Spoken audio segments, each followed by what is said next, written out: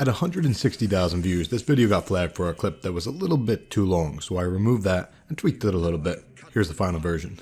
Sir Barristan Selmy was known as not only a great fighter, but also a man of high integrity. We lost him in Season 5, but not before he cut down a number of the Sons of the Harpy. This scene was sort of a loose tribute to an amazing scene in Chapter 68 of A Dance with Dragons. In case you haven't read the book yet, or if you have and you want to take a trip down memory lane, I'm going to share it with you in this video. This will not spoil anything from the show. This scene takes place after Daenerys has flown off with Drogon. Hizdahr Zalorek is still alive and he's ruling Meereen in her absence. Barristan and some of Daenerys' other supporters suspect that Hizdahr is the Harpy, so Barristan goes to Hizdahr's room to get him, question him, and throw him into a cell until Dany returns. It's worth noting that Hizdahr uses legendary pit fighters or gladiators as his personal guard. So Barristan suits up, he puts on all of his armor except for his helm, and then heads up to Hizdahr's suite. He tells the guard outside the door that he needs to speak to Hizdahr, and even though it's very late at night, a weird time for him to be coming to Hizdahr, the guard lets him in because he is familiar with Sir Barristan. He gets right to the point and asks Hizdahr if he is the Harpy. Hizdahr drops his wine and asks Barristan if he is mad, like coming to me at this time of night to ask me that? Only then does he realize that Barristan is wearing his armor. After a little back and forth, Barristan asks a second time, "Are you the Harpy?" And this time, he put his hand on the hilt of his longsword and says, quote, "Tell me true, and I promise you shall have a quick, clean death." Hizdahr is put off by Barristan's interrogation and tells him, quote, "You are dismissed from my service. Leave Meereen at once, and I will let you live." Barristan replies, "If you are not the Harpy, give me his name," and draws his sword. Its sharp edge caught the light of the brazier and became a line of orange fire. Hizdahr then yells for his one bodyguard, called Kraz, who is in a side room. Kraz emerged from behind the tapestry.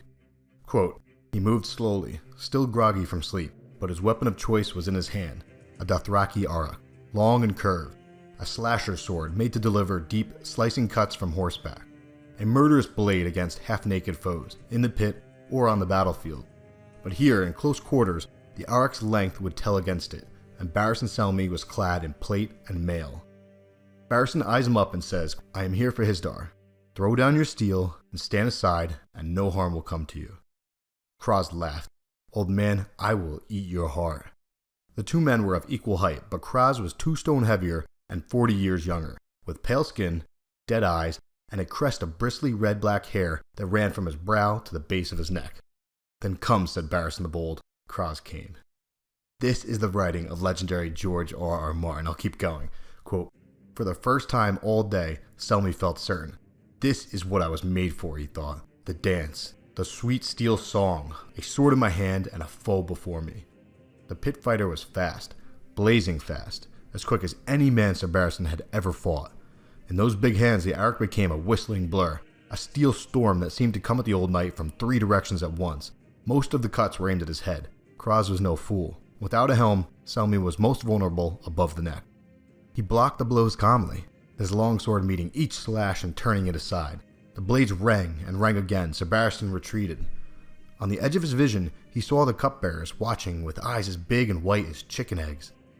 Kraz cursed and turned a high cut into a low one, slipping past the old knight's blade for once, only to have his blow scrape uselessly off the white steel greave. Selmy's answering slash found the pit fighter's left shoulder, parting the fine linen to bite the flesh beneath. His yellow tunic began to turn pink, then red. "Only cowards dress in iron," Kraz declared, circling. No one wore armor in the fighting pits. It was blood the crowds came for, death, dismemberment, and shrieks of agony, the music of the Scarlet Sands. Sir Barristan turned with him. "This coward is about to kill you, sir." The man was no knight, but his courage had earned him that much courtesy. Kraz did not know how to fight a man in armor. Sir Barristan could see it in his eyes, doubt, confusion, the beginnings of fear. The pit fighter came on again, screaming this time, as if sound could slay his foe where steel could not. The auroch slashed low, high, then low again. Selmy blocked the cuts at his head and let his armor stop the rest, whilst his own blade opened the pit fighter's cheek from ear to mouth, then traced a raw, red gash across his chest. Blood welled from Kraz's wounds. That only seemed to make him wilder. He seized the brazier with his offhand and flipped it, scattering embers and hot coals at Selmy's feet. Sir Barristan leapt over them. Kraz slashed at his arm and caught him, but the auroch could only chip the hard enamel before it met the steel below. "In the pit, that would have taken off your arm, old man." "We are not in the pit." Take off that armor. It is not too late to throw down your steel. Yield.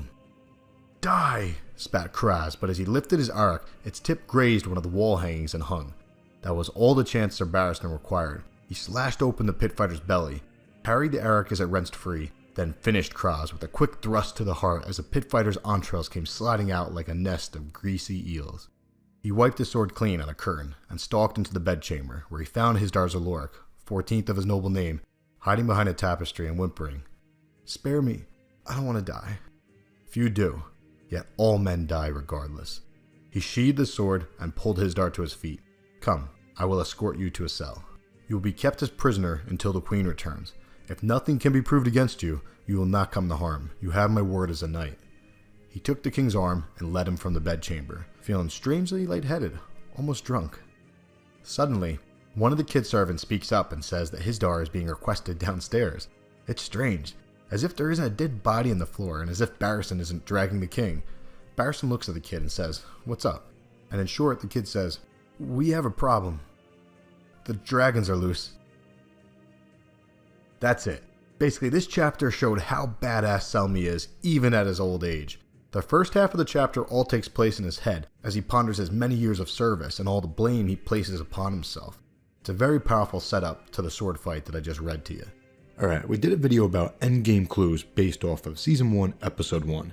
And another for Season 7, Episode 1 will be complete soon, because there's another clue for the Night's King reveal in the opening scene of Season 7. Check those out if you're curious where I'm at, and another Witcher video tomorrow, but until next time, it's Kev. I'll talk to you.